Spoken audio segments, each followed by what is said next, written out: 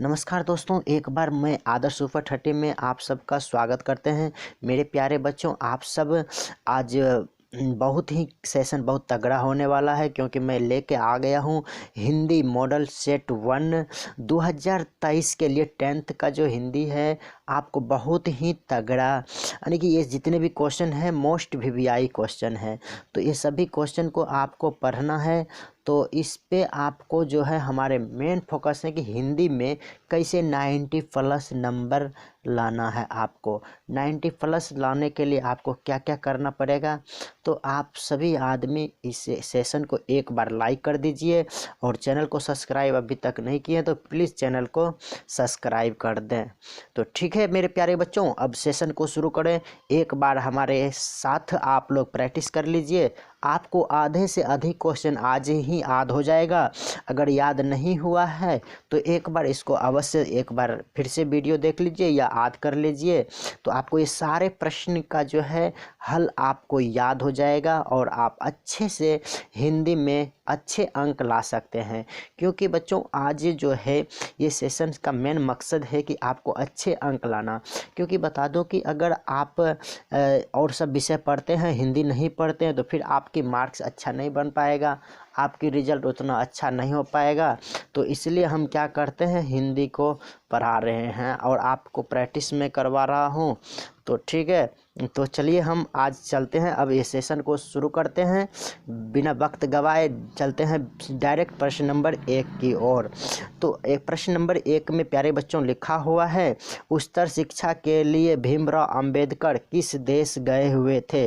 उच्चतर शिक्षा के लिए भीमराव अंबेडकर किस देश गए थे। आप बच्चों बताइए फटाफट से पहला जवाब। आप सब बहुत पढ़े हैं, बहुत मेहनत की है साल भर, तो आप फटाफट से इसकी जवाब बताइए बच्चों। ऑप्शन नंबर ए में है इंग्लैंड, ऑप्शन नंबर 2 में है रूस, ऑप्शन नंबर 3 में क्या है जापान, ऑप्शन नंबर 4 में क्या है अमेरिका। तो प्यारे बच्चों ये इस प्रश्न का पहला का आंसर क्या हो जाएगा, ऑप्शन नंबर डी। चलिए अगले प्रश्न की ओर बढ़ते हैं। जाति पाति तोरक मंडल का वार्षिक सम्मेलन किस वर्ष हुआ था। प्यारे बच्चों इस प्रश्न की सही जवाब दीजिए।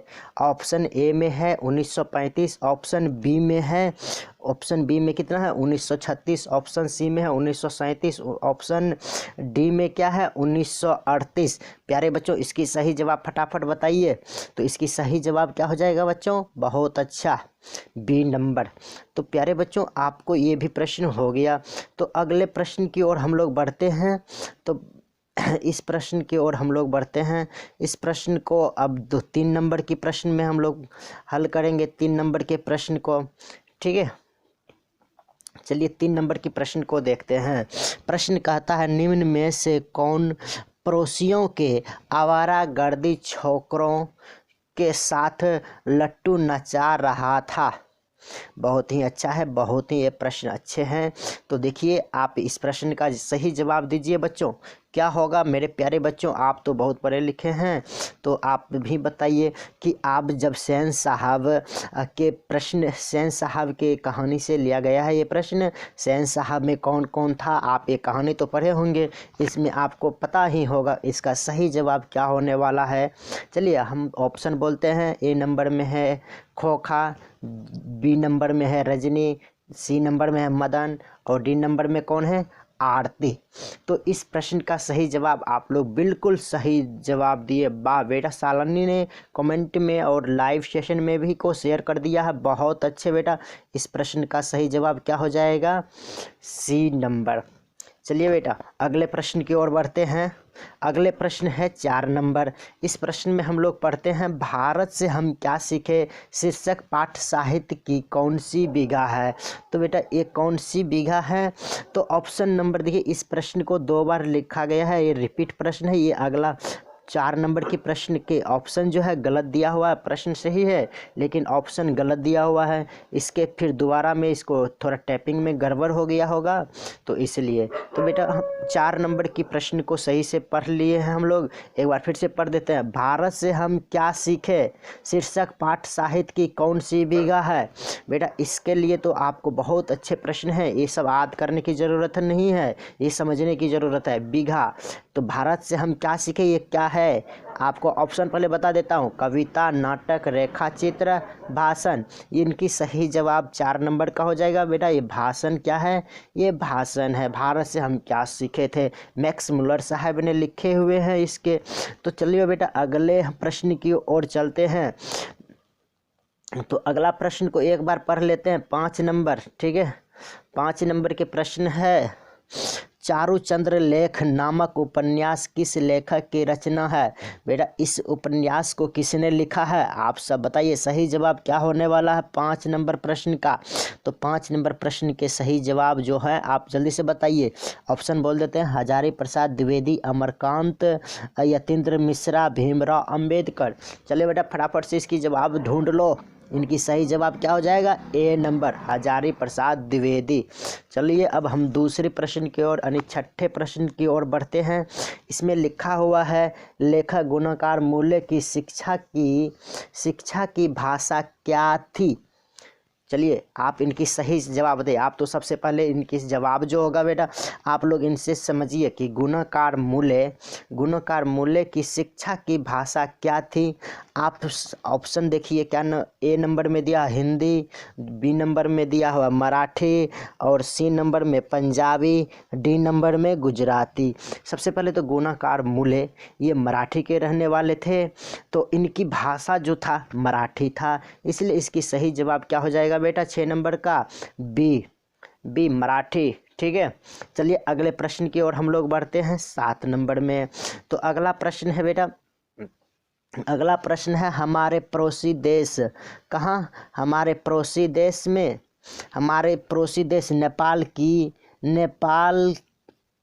नेपाल की नेपाली एवं नेवारी भाषा किस लिपि में लिखी जाती है। तो चलो बेटा इसकी सही जवाब बताओ क्या होगा।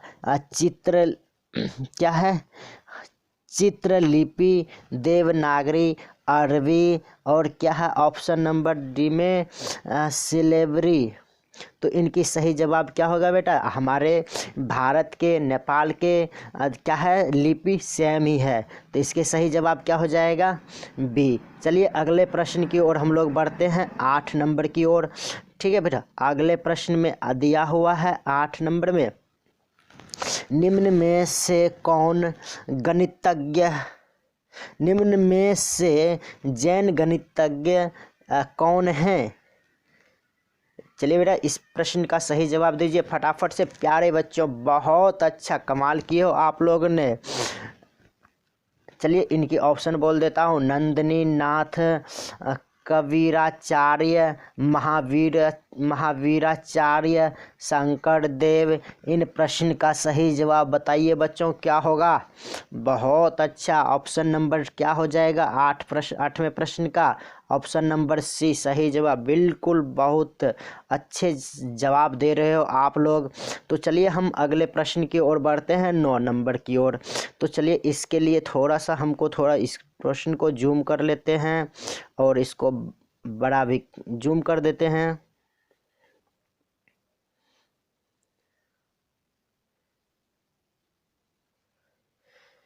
चलिए अगले प्रश्न की ओर हम लोग बढ़ते हैं 9 नंबर में। क्या है 9 नंबर की प्रश्न पढ़ते हैं, बहादुर शीर्षक कहानी के लेखक का नाम क्या है। बहुत अच्छे प्रश्न हैं। चलिए इसके ऑप्शन बोल देता हूँ, ओम प्रकाश वाल्मीकि, विनोद कुमार शुक्ला, और सी नंबर में है गुणाकार मूल्य, और डी नंबर में है अमरकांत। चलिए इस प्रश्न की सही जवाब क्या हो जाएगा बेटा बताइए। बहादुर कहानी किसने लिखा है, अमरकांत ने लिखा हुआ है। बिल्कुल सही जवाब आपने दे रहे हैं। आप सब प्यारे बच्चों बहुत मेहनत कर रहे हो। हमें उम्मीद है कि आप सब इस तरह से मेहनत करोगे। आप हमारे साथ जुड़े हुए हैं, आप हमारे साथ जुड़ जाइए। और आपको मात्र अभी से लगभग 1.5 महीने से अधिक समय है, और आपको हम पूरे उम्मीद के साथ आपके साथ मैं हूँ, और आपके पीछे मैं पूरा मेहनत करने के लिए तैयार हूँ। हर एक विषय की प्रैक्टिस आपको, और साथ साथ क्वेश्चन बैंक का, और उनके साथ में आपको मैं मोस्ट इम्पोर्टेंट जो भी क्वेश्चन होंगे 2023 के लिए मैं वो भी लेके आ रहा हूँ। आप सब हमारे से जुड़े रहिए। चैनल को सिर्फ सब्सक्राइब कर लीजिए और लाइक कर दीजिए, ठीक है, लाइक कर दीजिए, सब्सक्राइब कर दीजिए। और आप अपने इस वीडियो को दोस्तों के साथ भी शेयर कीजिए, क्योंकि देखिए मज़ा तभी आता है जब आपके साथ में कोई और एक पहलवान हो। आखिर में देखे होंगे 2 पहलवान लड़ाई करता है तभी मज़ा आता है। आप जब एक दूसरे से कंपटीशन करोगे, इस क्वेश्चन को डिस्कस करोगे तो और आपको ज़्यादा बेटर होगा। देखिए हमारे मेन मकसद है कि आप सभी को रिजल्ट बहुत बेस्ट होना चाहिए। 450 प्लस अंक लाना है आप सबको, ठीक है बेटा। चलिए अगले प्रश्न की ओर बढ़ते हैं, समय को बर्बाद नहीं करेंगे। अगले प्रश्न है बहादुर शीर्षक कहानी में कौन अपने शरीर की मालिश बहादुर से कराता था। बेटा प्रश्न को एक बार ध्यान से पढ़ो। बहादुर शीर्षक कहानी में कौन अपने शरीर की मालिश बहादुर से कराता था। चलिए 10 नंबर की प्रश्न है, बहुत अच्छे प्रश्न। 10 नंबर के प्रश्न को आंसर बताइए क्या होने वाला है। ऑप्शन नंबर ए है नवल, 2 में है पवन, 3 नंबर में है नरेंद्र, और 4 नंबर में है किशोर। किसने अपने शरीर की मालिश बहादुर से कराता था। तो ऑप्शन नंबर क्या होगा इसका सही जवाब। बेटा फटाफट से बताओ कमेंट में, इसका सही जवाब क्या हो जाएगा। डी नंबर, किशोर ने। चलिए 11 नंबर की प्रश्न हम लोग पढ़ते हैं। 11 नंबर की प्रश्न क्या कहता है, 11 नंबर की प्रश्न को पढ़ते हैं। 11 नंबर प्रश्न में भी लिखा हुआ है कि 11 रुपए साड़ी के काटू से निकालकर यहीं चारपाई पर रखे, डैश पर वे मिल नहीं रहा है, यह किसने कहा। बहुत अच्छे प्रश्न हैं। इनके ऑप्शन पढ़ते हैं। लेखक की पत्नी ने, रिश्तेदार की पत्नी ने, बहादुर की माँ ने, इनमें से कोई नहीं। चलिए 11 नंबर के प्रश्न की आप जवाब दीजिए बेटा, किसने कहा था। इस प्रश्न में सही जवाब क्या हो जाएगा। तो ऑप्शन नंबर क्या हो जाएगा, बी, रिश्तेदार की पत्नी ने, ठीक है। तो चलिए हम 11 नंबर से अब 12 नंबर की ओर बढ़ते हैं बेटा। इस प्रश्न की जवाब आपको देना है। लेखक रामविलास शर्मा का जन्म किस वर्ष हुआ था। लेखक रामविलास शर्मा की जन्म किस वर्ष हुआ था, बताइए इसकी सही जवाब बेटा। इसके सही जवाब क्या है।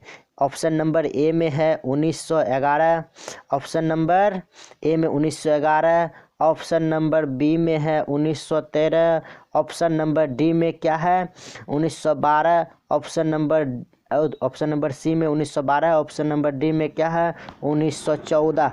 इनकी सही जवाब क्या हो जाएगा बेटा, ऑप्शन नंबर सी।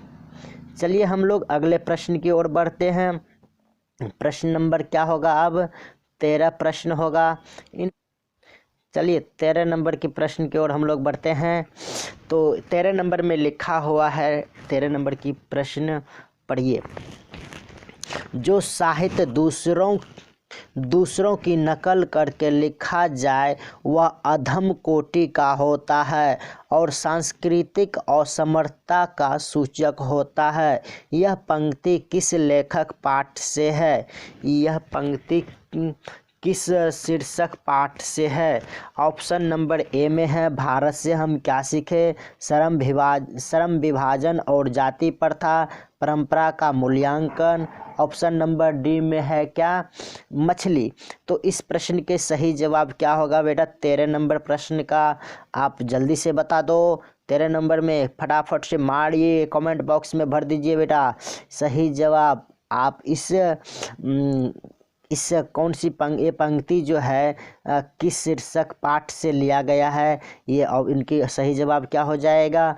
Option number C. ठीक है बेटा। और परंपरा का मूल्यांकन किन से लिया गया है? परंपरा का मूल्यांकन।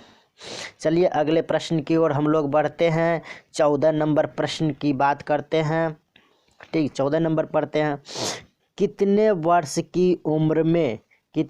की उम्र में बिरजू महाराज को संगीत नाटक अकादमी अवार्ड मिला? चलिए इस प्रश्न का बहुत अच्छे प्रश्न है। मेरे प्यारे बच्चों, आप फटाफट से इनकी जवाब दे दीजिए। इनकी जवाब बताइए क्या होने वाला है।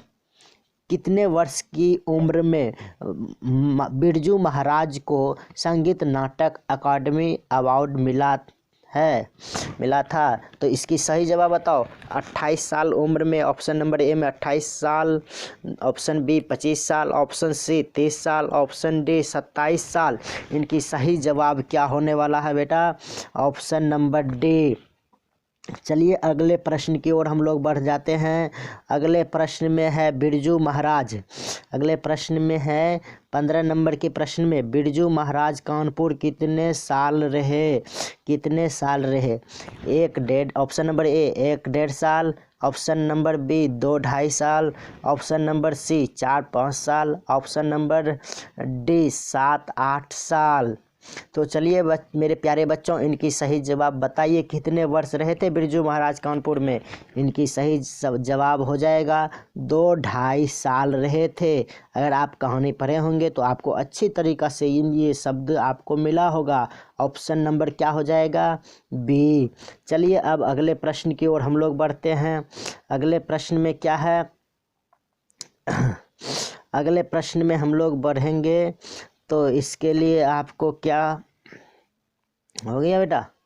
चलिए 16 नंबर प्रश्न को एक पढ़ते हैं हम लोग। एवेन्यू शीर्षक पाठ में, किसमें? एवेन्यू शीर्षक पाठ में फ्रेंच शासकों ने किनकी गतिविधियों पर नज़र रखने के लिए किला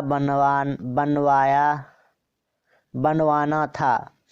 एवेन्यू शीर्षक पाठ में फ्रेंच शासकों ने किनकी गतिविधियों पर नज़र रखने के लिए किला बनवाना था? प्रश्न नंबर बहुत अच्छे प्रश्न हैं।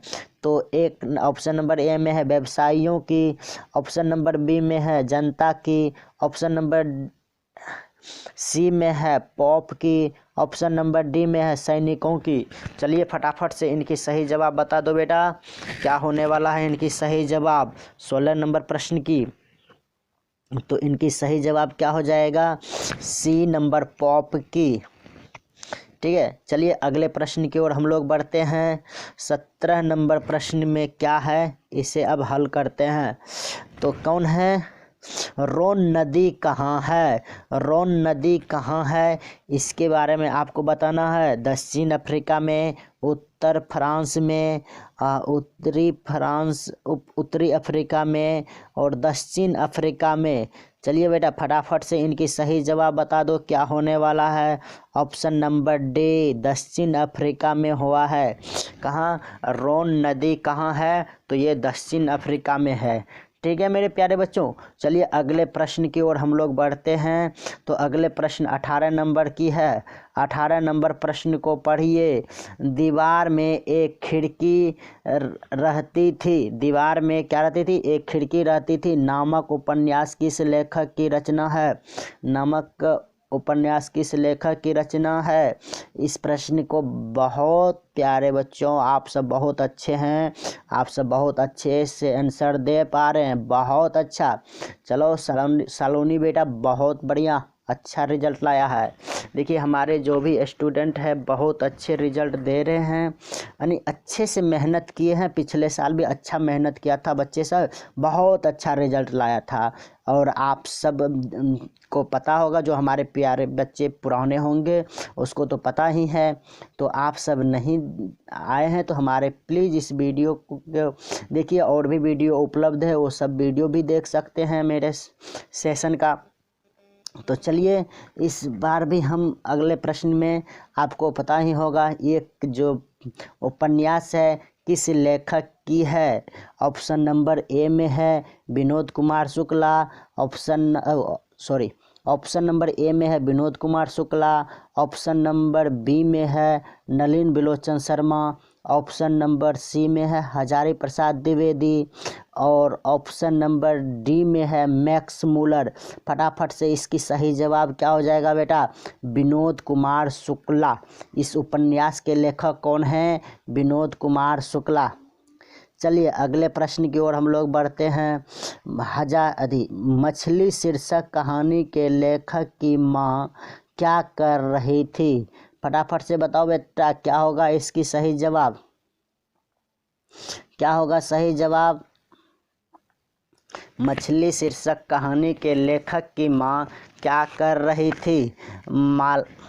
मसाला पीस रही है, चावल चुन रही है, सब्जी बना रही है, बर्तन धो रही है। फटाफट से इसकी सही जवाब दे दो बच्चों।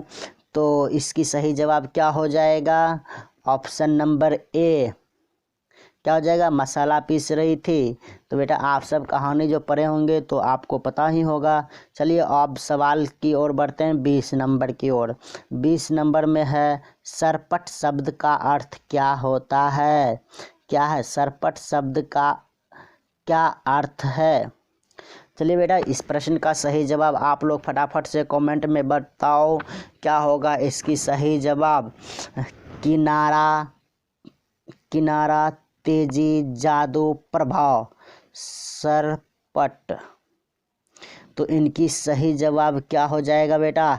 तेजी। बहुत अच्छा जवाब दे रहे हो आप लोगों ने। चलिए अगले प्रश्न की ओर हम लोग बढ़ जाते हैं। अगले प्रश्न 21 नंबर में है बेटा। आज की हमारा टारगेट है कि 100 का 100 क्वेश्चन हल करना। कितने क्वेश्चन हल करना है? 100 क्वेश्चन हल करना है। आप सभी आदमी फटाफट से जुड़ जाइए। तो 21 नंबर प्रश्न की ओर हम लोग पढ़ते हैं। क्या लिखा? अतिंद मिश्रा ने स्पीक मैक विरासत 2021 के कार्यक्रम के लिए रूपांतरण कलाओं पर केंद्रित किस पत्रिका का संपादन किया? बहुत अच्छे प्रश्न है। देखिए बेटा ये 2021 से आप देखिए आने वाले समय यानी हाल फिलहाल का भी क्वेश्चन पूछ रहा है, तो इससे आपको एक्टिव रहना ज़रूरी है। अतिंद्र मिश्रा ने स्पीक मैके विरासत 2021 के कार्यक्रम के लिए रूपांकर कलाओं पर केंद्रित किस पत्रिका का संपादन किया है? तो इसका ऑप्शन नंबर ए में है गिरिजा, बी में है साहित्य, सी में है थाती और डी में है देवप्रिया। तो बच्चे बताओ फटाफट से, इनकी सही जवाब आप बताएंगे क्या होगा? थाती। चलिए सवाल नंबर 22 को पढ़ते हैं। अमीरुद्दीन यानी बिस्मिल्लाह खां का ननिहाल कहाँ है? बिस्मिल्लाह खां का ननिहाल कहाँ है? इसकी सही जवाब बताओ। ऑप्शन नंबर ए में है वृंदावन, बी में है बलिया, सी में है पोरबंदर और डी में है काशी। इनकी सही जवाब क्या हो जाएगा बच्चों? फटाफट बताइए। बिस्मिल्लाह खां की ननिहाल कहाँ था? ऑप्शन नंबर क्या हो जाएगा? डी, काशी में था। चलिए बिस्मिल्लाह खां फिल्म देखने के लिए किनसे 6 पैसे लेते थे? फटाफट से इनकी सही जवाब बताओ बेटा। ऑप्शन नंबर ए में है मामा से, और ऑप्शन नंबर बी में है मौसी से, ऑप्शन नंबर डी में है, ऑप्शन सी में नानी से, और ऑप्शन नंबर डी में उपयुक्त से। बताइए प्यारे बच्चों इनकी सही जवाब का आंसर क्या होने वाला है? आप सब तो बहुत महान हो, बहुत अच्छा रिजल्ट आप सबका आएगा। हमें उम्मीद है आप लोग जिस तरह से मेहनत कर रहे हो अच्छे नंबर से आप लोग पास करोगे। चलिए मेरे प्यारे बच्चों इनकी सही जवाब क्या होगा अब बताने का समय आ गया है। फटाफट से बताइए। ऑप्शन नंबर, यानी ये फिल्म देखने के लिए किन किन से पैसा लेते थे, तो इनकी सही जवाब देखिए, मामू से भी ले लेता था, मौसी से भी ले लेता था और नानी से भी ले लेता था। इनकी सही जवाब क्या हो जाएगा? D number. चलिए अगले प्रश्न की ओर हम लोग बढ़ते हैं। अगला प्रश्न है 24 नंबर का प्रश्न।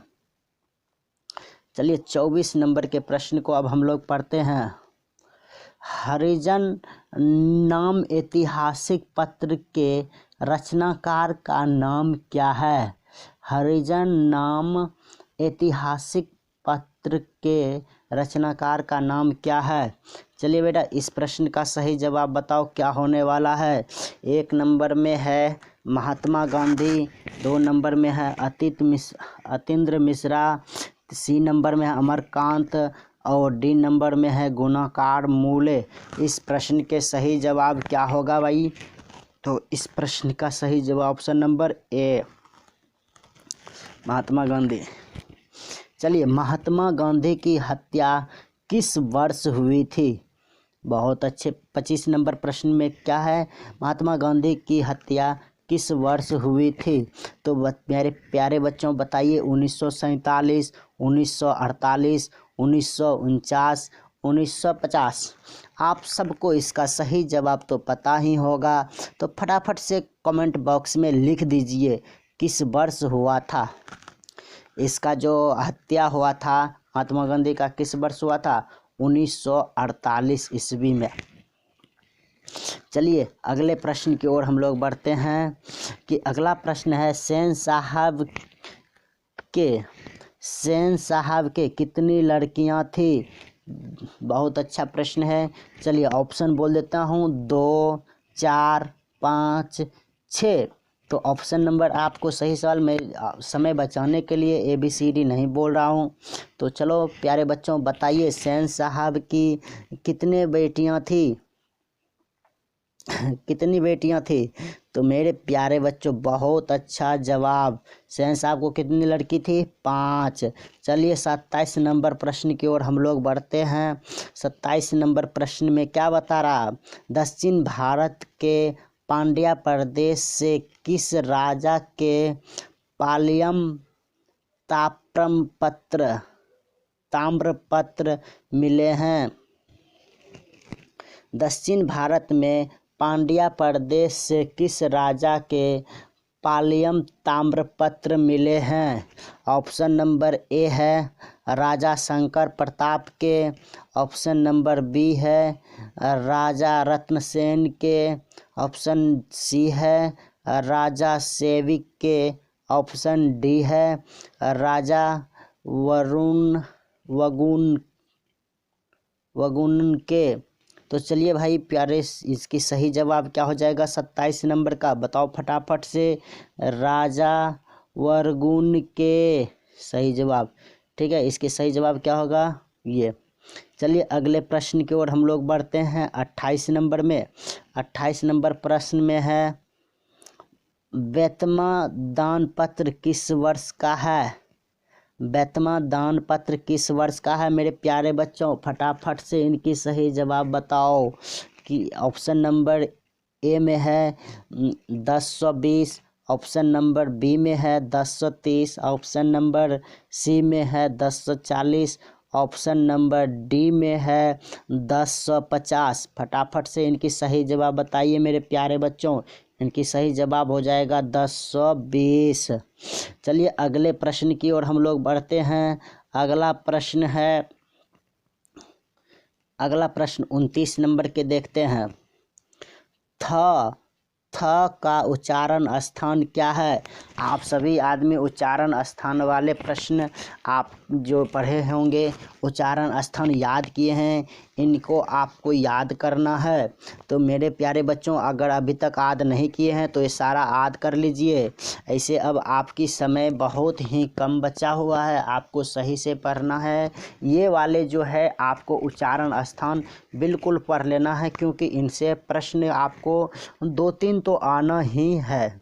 तो इसलिए इसको जो है आपको पढ़ना बहुत ही ज़रूरी है। चलिए मेरे प्यारे बच्चों बच्चों, इनकी सही जवाब क्या होगा? थ का उच्चारण स्थान क्या है? तो मेरे प्यारे बच्चों फटाफट बताइए, कहाँ से है? ओठ से, दांत से, कंठ से, मृदु से। थ थ कहाँ से होता है? दांत से। आप इसको एक दो बार बोल के भी प्रैक्टिस कर लीजिए, आपको ऐसे भी इसका पता चल जाएगा। चलिए अगले प्रश्न की ओर हम लोग बढ़ते हैं। अगला प्रश्न 30 नंबर। व्यंजन वर्णों की कितनी श्रेणियां हैं? व्यंजन वर्ण की कितनी श्रेणियां हैं? चलिए इसकी सही जवाब बताइए। 6, 5, 3, 4। 30 नंबर प्रश्न का क्या होगा सही जवाब? फटाफट से बताओ भाई मेरे प्यारे बच्चों, आप सब तो बहुत कमाल कर रहे हो। चलिए इसकी सही जवाब क्या हो जाएगा? बी। क्या होगा? 5। चलिए 31 नंबर प्रश्न की ओर हम लोग बढ़ते हैं। जिस स्वर के उच्चारण में तिगुना समय लगे, जिस स्वर के उच्चारण में तिगुना समय लगे उसे क्या कहते हैं? ह्रस्व स्वर, संयुक्त स्वर, दीर्घ स्वर और लुप्त स्वर। मेरे प्यारे बच्चों फटाफट से इनकी सही जवाब क्या हो जाएगा? ऑप्शन नंबर डी, लुप्त स्वर्ग। बहुत अच्छे। चलिए अगले प्रश्न की ओर हम लोग बढ़ते हैं 32 नंबर में। किस नंबर में? 31 हो गया, अब 32 में बढ़ते हैं। 32 नंबर प्रश्न में पढ़ते हैं। लिखा हुआ है, हिंदी में अनुनासिक वर्णों की संख्या कितनी होती है? मेरे प्यारे बच्चों बहुत अच्छे सवाल हैं। अनुनासिक वर्णों की संख्या कितनी होती है? 2, 4, 5, 6। तो इनकी आप बताइए मेरे प्यारे बच्चों कितनी होती है? इसके कितना होगा? 5। चलिए सी नंबर सही। चलिए अगले प्रश्न की ओर हम लोग बढ़ते हैं। स्वर संधि के कितने भेद होते हैं? स्वर संधि के आप संधि भी पढ़े होंगे। स्वर संधि के कितने भेद होते हैं? Option number 4, 5, 2, 3। इनके क्या होगा? स्वर संधि के 3 भेद होते हैं। चलिए अगले प्रश्न की ओर बढ़ते हैं। 34 नंबर।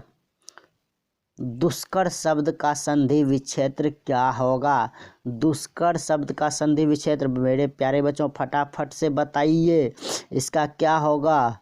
दुह जोड़कर दुष्कर। ठीक है, ऑप्शन नंबर क्या हो जाएगा इनका सही जवाब? सी। 35 नंबर प्रश्न की ओर हम लोग बढ़ते हैं। चलिए एक बार फिर से 35 नंबर प्रश्न में कहता य, र, ल, व कौन व्यंजन कहलाते हैं? य, र, ल, व कौन व्यंजन कहलाते हैं? आप लोग बताइए। उसमें व्यंजन, अघोष व्यंजन, स्पर्श व्यंजन, अंतःस्थल व्यंजन, अंतःस्थल व्यंजन। तो क्या हो जाएगा इसका सही जवाब बच्चों? इसका डी नंबर। चलिए 36 नंबर प्रश्न की ओर बढ़ते हैं। निम्न में से शुद्ध शब्द कौन है? छात्र, कालिदास, घनिष्ठ, उपरोक्त। इनके आप सही से बताइए बच्चों क्या होगा? छात्र भी सही है, कालिदास भी सही है, घनिष्ठ भी सही है। इसमें क्या हो जाएगा? Option D. चलिए 37 नंबर प्रश्न की ओर हम लोग बढ़ते हैं। मनुज शब्द में उपसर्ग क्या है? ऑप्शन ए म, ऑप्शन बी म, ऑप्शन सी मन और ऑप्शन डी में मनु। तो भैया 37 नंबर प्रश्न के क्या हो जाएगा सही जवाब? मनु। चलिए 38 नंबर प्रश्न की ओर हम लोग बढ़ते हैं। निम्न चिन्हों में प्रश्नवाचक चिन्ह कौन है? निम्न चिन्हों में प्रश्नवाचक चिन्ह कौन है? वाह, ये देखिए आपको कम से कम एग्ज़ाम में ये भी आना ज़रूरी है कि आपको चिन्ह कौन सी चिन्ह है। आप हिंदी पढ़ रहे हैं, हिंदी में सबसे बड़ा इम्पोर्टेंट आपके लिए क्या है? चिन्ह। अगर आप चिन्ह के बगैर लिखते हैं तो इसमें आपका नंबर कट जाता है, तो आप चिन्ह का प्रयोग करें। प्रश्नवाचक चिन्ह, इसमें तो आप प्यारे बच्चों मेरे फटाफट से बता दो कितने आदमी जानते थे पहले से। तो इस चिन्ह क्या हो जाएगा? ऑप्शन नंबर ए। चलिए मेरे प्यारे बच्चों, अगले प्रश्न की ओर हम लोग बढ़ते हैं। अगला प्रश्न है, संज्ञा के कितने भेद हैं? वाह, संज्ञा के कितने भेद हैं? आपको तो पता ही होगा, 4 है, 5 है, 6 है, 7 है। मेरे प्यारे बच्चों इसका फटाफट से सही जवाब दे देते हैं 5। ठीक है ना, बी नंबर सही हो जाएगा। चलिए अगले प्रश्न 40 की ओर हम लोग बढ़ते हैं। आर्यावर्त शब्द कौन संज्ञा है? आर्यावर्त शब्द कौन संज्ञा है? तो 40 नंबर प्रश्न में आर्यावर्त जातिवाचक संज्ञा, भाववाचक संज्ञा, व्यक्तिवाचक संज्ञा या द्रव्यवाचक संज्ञा, क्या हो जाएगा इनका सही जवाब? बच्चे मेरे प्यारे बच्चों सही जवाब बताइए फटाफट से। इनके सही जवाब ऑप्शन सी, व्यक्तिवाचक संज्ञा। चलिए अब 41 नंबर प्रश्न की ओर हम लोग बढ़ते हैं। शब्द की जाति को क्या कहते हैं? शब्द की जाति को क्या कहते हैं? ऑप्शन नंबर ए में है क्रिया, ऑप्शन नंबर बी में है समास, ऑप्शन नंबर बी में समास, सी में सर्वनाम, ऑप्शन डी में है लिंग।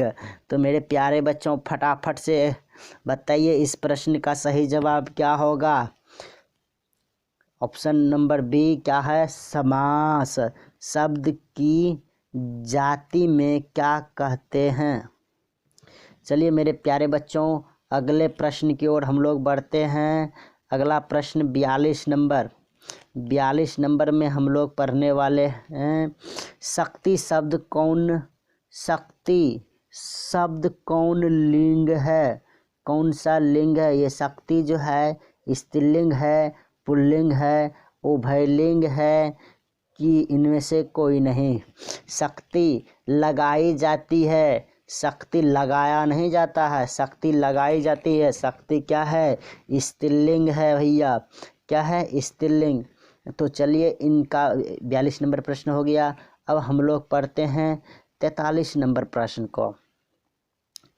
43 नंबर प्रश्न में आपको सही जवाब हो जाएगा क्या? चलिए फटाफट से आप लोग बताइए 43 नंबर प्रश्न को। 43 नंबर प्रश्न में 43 का ही पढ़ा। जिस विकारी शब्द से एक पदार्थ या एक व्यक्ति का बोध होता है उसे क्या कहते हैं? ऑप्शन नंबर ए बहुवचन, ऑप्शन नंबर बी एक वचन, ऑप्शन नंबर सी द्विवचन, ऑप्शन नंबर डी इनमें से कोई नहीं। चलिए मेरे प्यारे बच्चों फटाफट से इनकी सही जवाब बताइए। क्या हो जाएगा सही जवाब? एक वचन, ऑप्शन नंबर बी। चलिए 44 नंबर प्रश्न की ओर हम लोग बढ़ते हैं। इनकी सही जवाब आपको देना है। कारक के कितने भेद होते हैं? मेरे प्यारे बच्चों फटाफट से बताइए। 7, 8, 5, 4। कारक के कितने भेद होते हैं? तो मेरे प्यारे बच्चों 8 भेद होते हैं। कितना होता है? 8।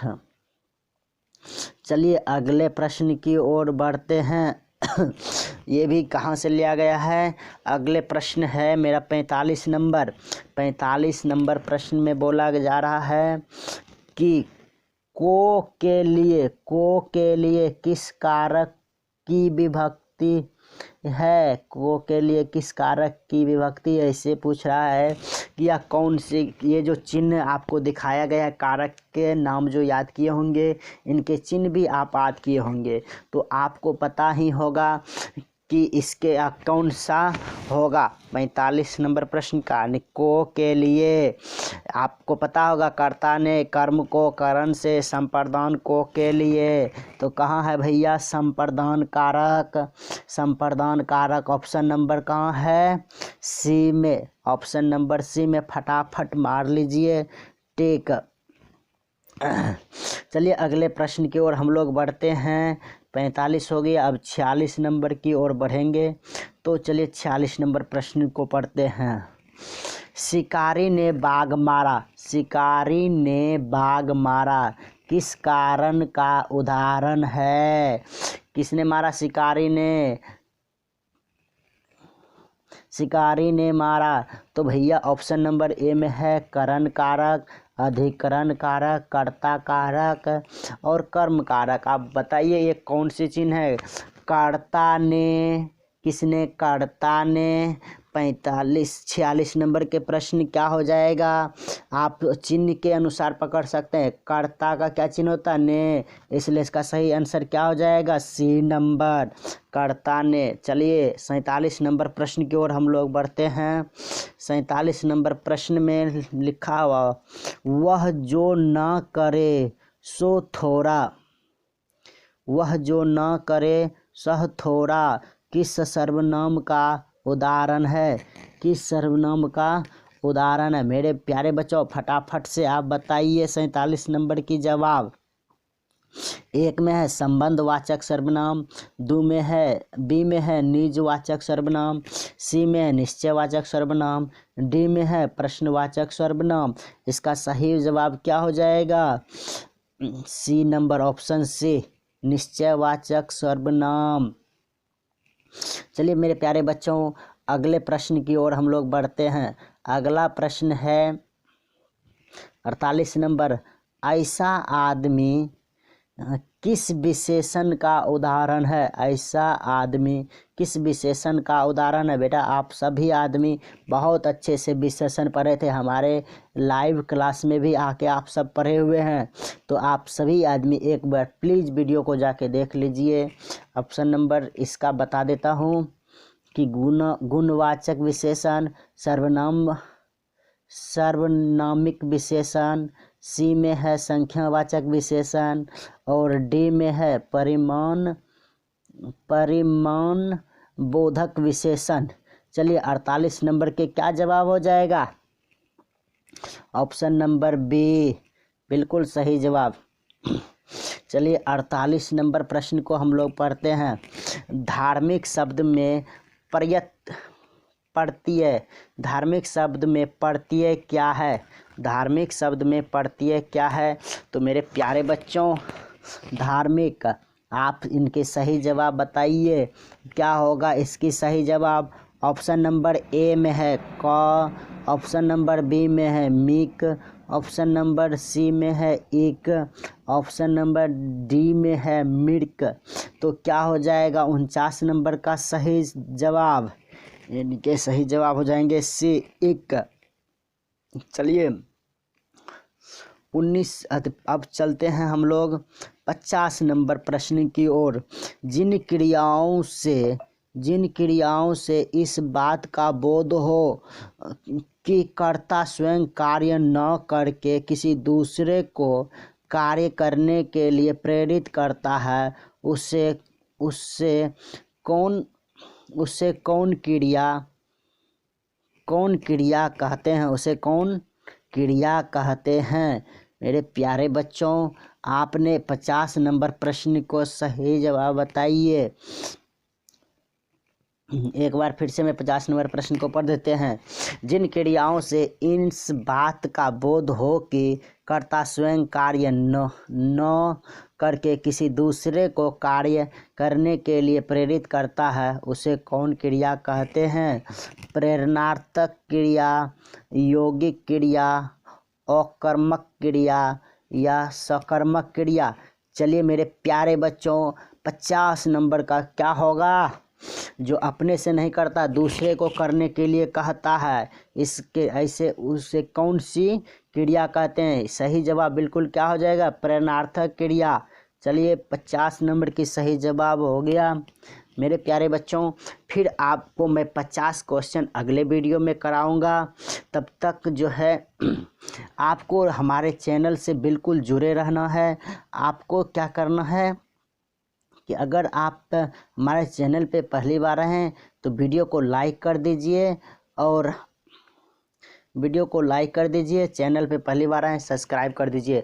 और मैं ये 50 प्रश्न अगले वीडियो में मैं दूंगा, क्योंकि ये वीडियो लंबा हो जाएगा, फिर उसको दिक्कत होता है। तो चलिए मेरे प्यारे बच्चों, आज की सेशन कैसा रहा आप लोग कमेंट करके बताइए। मेरे प्यारे बच्चों, आप सब बहुत मेहनत कर रहे हैं और मेहनत करते रहिए, मेहनत को छोड़ना नहीं है, क्योंकि मेहनत करोगे तभी फल पाओगे, कर्म करोगे तब न फल पाओगे। जब कर्म ही नहीं करोगे तो फल क्या पाओगे। तो इसलिए आप सब मेरे प्यारे बच्चों, आप लगातार मेहनत करते रहिए। आपको मैं इसी तरह हर एक विषय का एक अच्छे से आपको तैयारी कराऊंगा ऑनलाइन, जो कि आपको डेली बाय डेली आपको इस तरह के वीडियो मिलेंगे।